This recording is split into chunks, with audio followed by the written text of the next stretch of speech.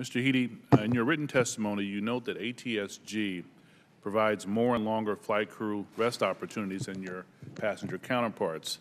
Would you care to comment further? And as you noted, your opposition to any new aircraft noise restrictions.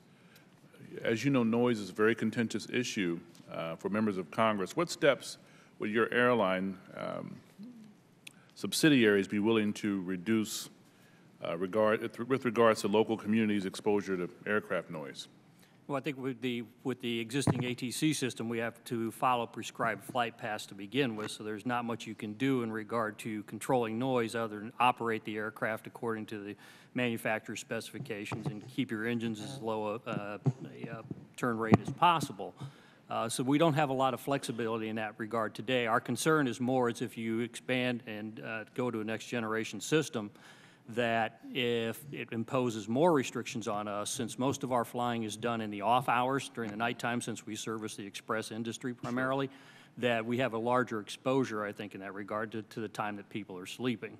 So it's a greater concern to us than it would be for the passenger carriers operating daylight hours. As far as the crew rest times, as I said, our operations are built around primarily a 5.5 day a week operation. Most flights are one flight into a hub and maybe a shorter leg tagged onto it thereafter, and then the pilot's off duty for a considerable period of time. If they fly to a West Coast, we have 36-hour layovers, for example, where they get the additional rest period. So it's not a great concern for us because of the limited number of flight legs that we do fly in a given day. Thank you. Ms. Nelson, we've heard from U.S. regional airlines that they are experiencing a growing pilot shortage. And this kind of shortage is often attributed to the 2010 requirement that airline first officers possess an airline transport certificate.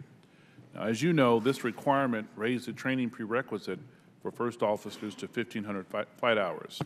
As president of AFA, you have a vested interest in aviation safety.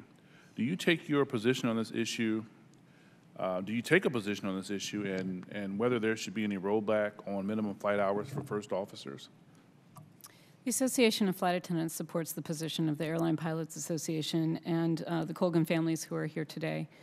We believe that industrial issues should not inform safety issues in aviation. Okay. I yield back, Mr. Chairman. Mr. Westerman.